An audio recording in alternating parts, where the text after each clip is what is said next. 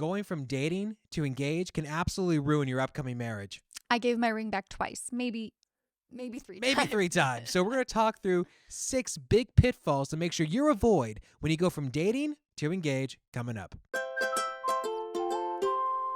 Our engagement wasn't exactly frolicking through a field of dandelions and roses or flowers or whatever kind of flowers you want to put in that field. The engagement itself Was awful. No. It was terrible. The like proposal was awesome. That was awesome. We'll I save did that great. for another episode. The engagement season. The season of engagement is probably. It's so weighty. There's so much. It's like being like locked in a dungeon. It's stuck with someone. You're like, I'm going to be stuck with this person the rest of my life. Oh gosh. I can't wait. It's so exciting. There's just a lot of stress and pressure and lots of emotions. It's the in between. It's the upside down. The upside down. Yes, engagement is like the upside down of a relationship. Yeah. Everything's sort of familiar, but nothing is quite as it seems. And it's all sort of dark, gloomy, scary, and terrifying. And I wonder, there's some good moments. There's some great moments. So we're going to talk through today some of the biggest pitfalls, things to avoid, things to make sure you do when you go from dating to being engaged. Because I think that we learned a lot during our engagement personally. Yes. And I think some of this advice is like things we wish we did and maybe didn't do. Failed at miserably. Exactly. So maybe you can do better than us. So we have 6 tips, 6 pitfalls to avoid, if you will. But before we kind of get into that, I did want to talk through what I think is the number one biggest pitfall. And I thought this was really interesting. I was doing research before we started this show. Of course you were. As I like to do.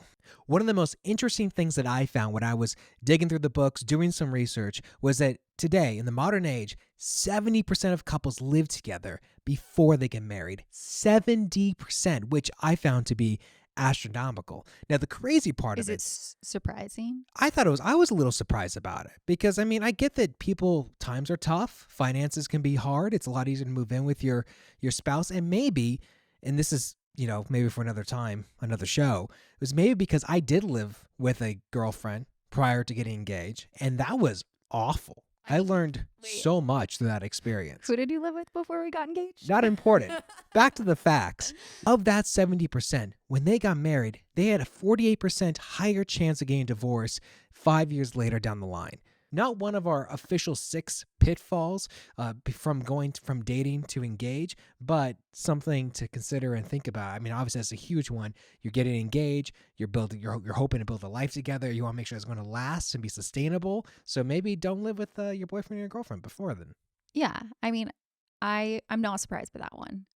I also am a kid of divorce, so the rate of like me getting a divorce is already higher. She's like at 100% if she were to live with someone beforehand. So definitely don't do that.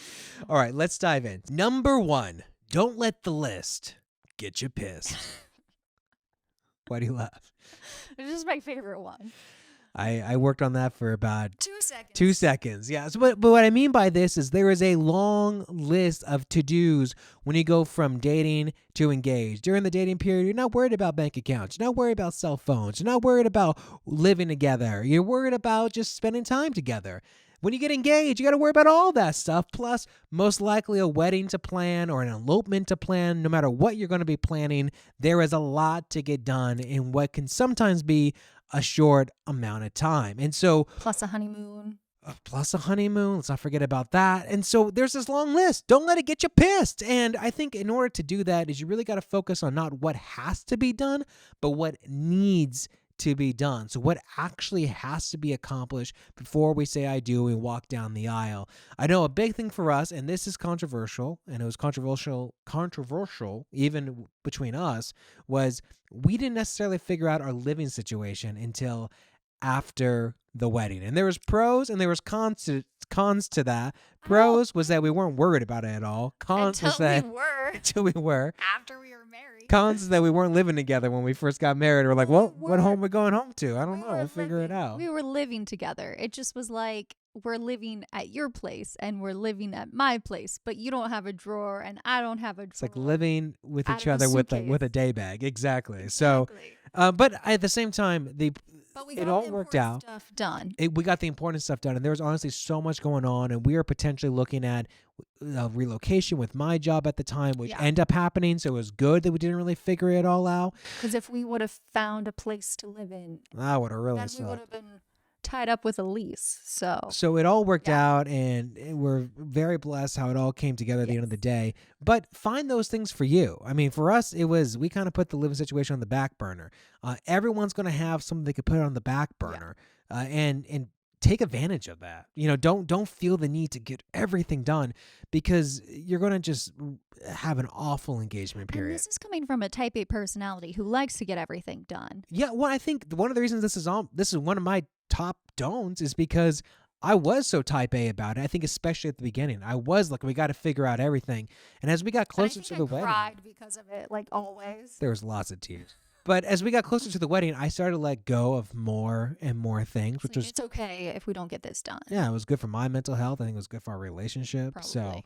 So don't be like me. Don't let that list get you pissed. Okay, my turn. Your turn. Mine is not as clever, but don't delay merging your lives. And I mean this like mentally. Start having conversations about bank accounts and different things like that. Doesn't need to get done, but if you haven't had those conversations in your dating relationship, it's time to mentally prepare for them. Yes, wedding planning is probably the most important priority on your list, but start having conversations. Who's going to manage the bills? Where do our strengths play to our relationship so that when marriage does come, you are mentally prepared for it? For us, we did not get everything done on our list. We didn't figure out where we were living, but we did want to find a church together that we both liked, that we started anew at, that knew us as the Raps and not Kaylin and Justin. Mm-hmm. So, because at the time I was going to a church that I grew up in, so it was good that we had something that was our own. You're creating that joint identity as opposed to those individual identities. Yes. And that's really important during this phase. It is. It's very important because that's what marriage is all about. And having those big conversations is super important. And because we found this church, we started doing premarital counseling and having all those big conversations. Little did I know, Justin had sneakily put all these conversations into our dating relationship. So we had already aligned on so many things before we got married. But at the same time, everyone's different. You could be 22 getting married. You could be, in your 40s, previously divorced with kids. There's conversations you need to have before you get married. I think one of the interesting things about premarital for us is that, we kind of became the teacher's pet, because I've always been a teacher's pet. And so is Kaylin. So, it was inevitable. But I mean, truly, they were saying wow, you guys have talked through so much of this. Like a lot of the people we have across from us on this couch are, as Kaylin just mentioned, they're kids in their 20s. And they're having this conversation for the very first time. And so I think for us, and I think you would agree, was that, us having so many of those conversations before premarital was a huge bonus. I mean, it was so helpful.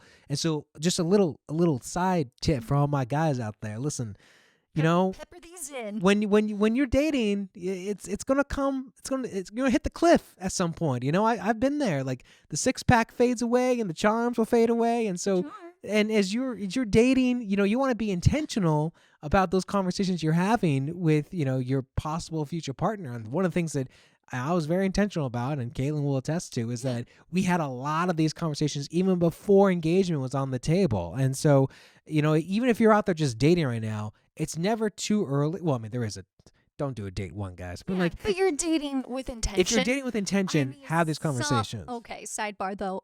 On our first date, you were like, "What do you want to do with your life?" And I was like, "I want to be a mom." And most people would be freaked out. And he was like, "Okay." It's like, great, check. That sounds great because I want kids. So, I mean, but know what you want. And this is a whole other conversation on knowing what you want when you date. Yeah. But having gone through the gauntlet of women that I went through, I knew what I did not want. I had a long dating history. It's like a Thanos gauntlet, So, but yeah, it's knowing what you want to be and intentional and having those intentional conversations, I think is just so important, as Kaylin was talking about. So don't delay merging your lives mentally. All right. This is a big one. don't underestimate that you are joining a new family. You're starting a new family You're too. yes, it's both. It's like Yeah. you're starting your new family, but it's linking onto a chain of like your family and my family and all that. So, but in the old saying goes, you're not just marrying the girl, you're marrying her mom. And you're also marrying his mom. My mom's a sweetheart. Not that your mom isn't, but they all are great. But you really are marrying into this new family, and so I think one of the things for me that didn't become really obvious or apparent until we were like getting close to the wedding, because as you get close to the wedding, everything heats up. People have more opinions. Everyone's got more emotions. So I started to realize, like, wow, I'm going to be a part of this family. Where are you spending Christmas?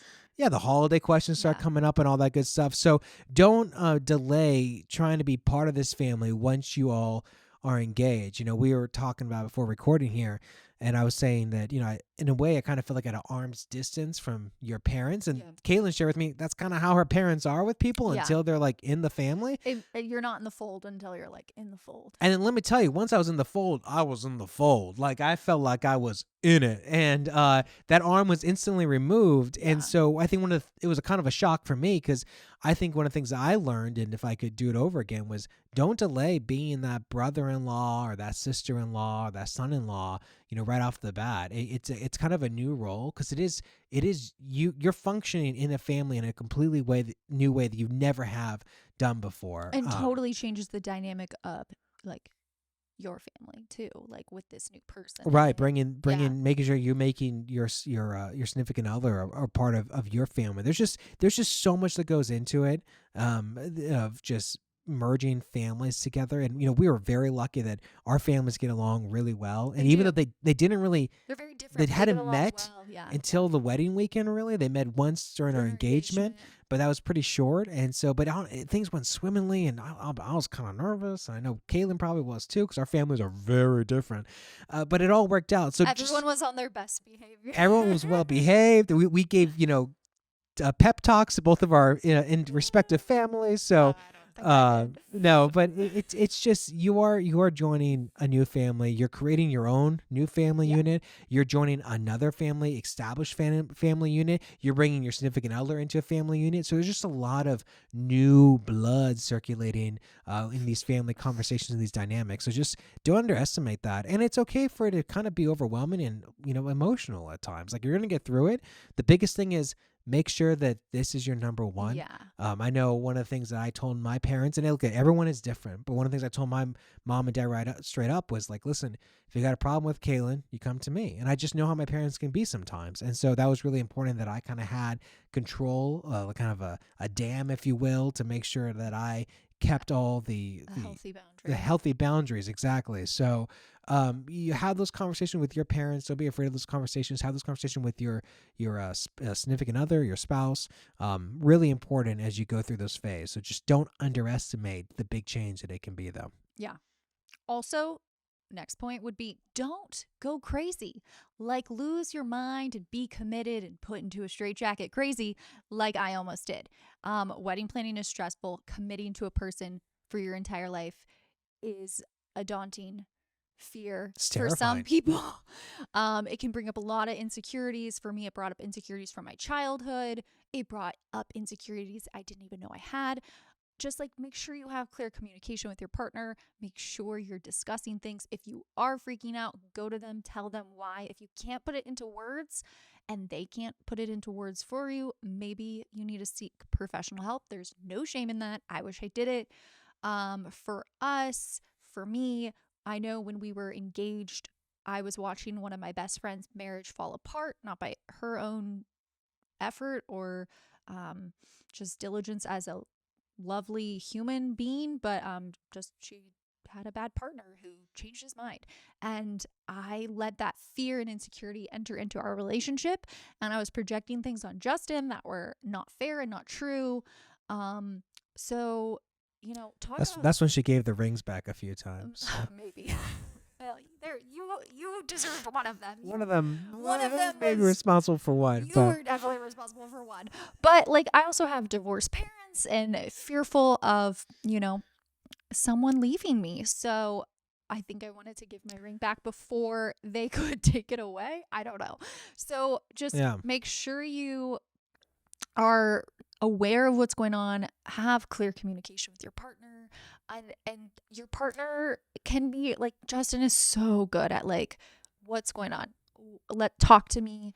Is this what's going on? Like, he can figure me out before I can figure me out sometimes. Well, we often can, right? Having that outside perspective is so helpful. And so Yeah. your partner should really be there for that and really dive into it and really try to figure out what's going on. I mean, you spoke about the divorce, coming from divorced parents and stuff. I remember one time we were having a conversation, and yeah, I'm going to butcher it. It's not an exact quote, but you said something along the lines of basically like, hey, I'm scared to get married, and because if I love you and then you leave me, it's going to hurt so much more. Not in that exact way, but that's basically what we got to one evening. And it's just understanding those fears of your partner, and just it's such an emotional time. Everyone's got high emotions, and you just taking time to talk and understand each other and figure out where each other are coming from is, I think, just such an important thing to do, not only during this period but just in your general. relationship Yeah. general, whether you're dating, whether you're engaged, or whether you're married. You got to be there for your partner. This is your number one.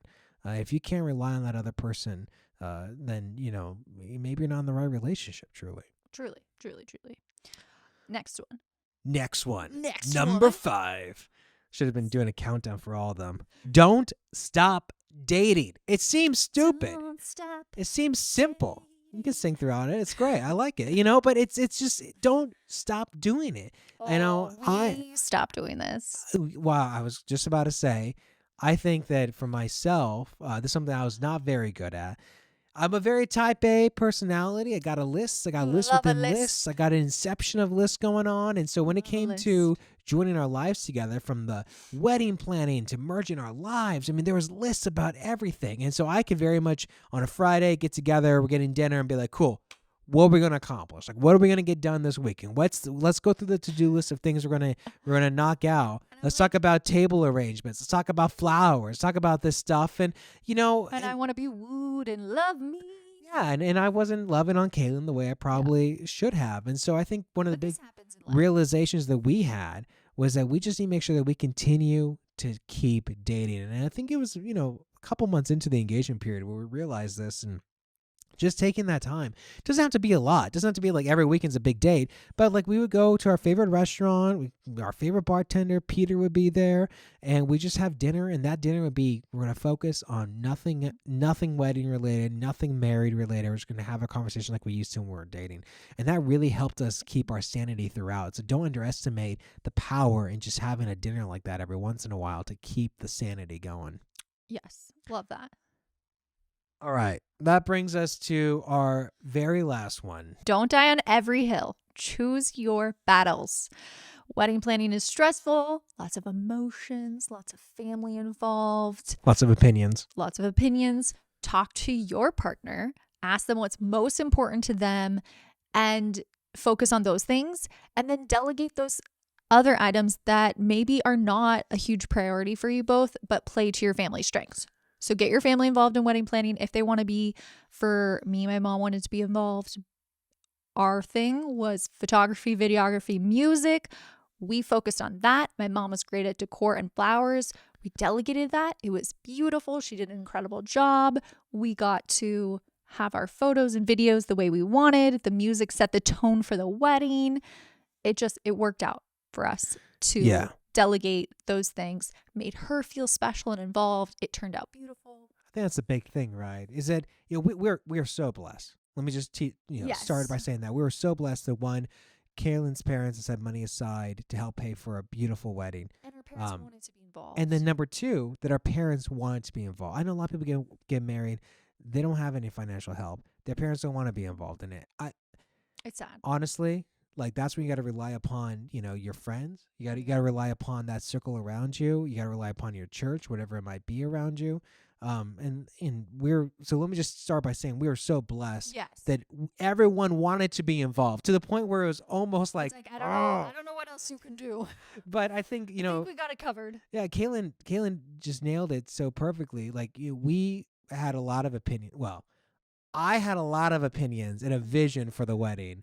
Lots of visions. Probably more so than Kaylin even did. Yeah, I didn't care as much. I just wanted it to be pretty and the food to taste good. So the fact that she was dealing with her husband actually being the opinionated bridezilla, which is kind of funny.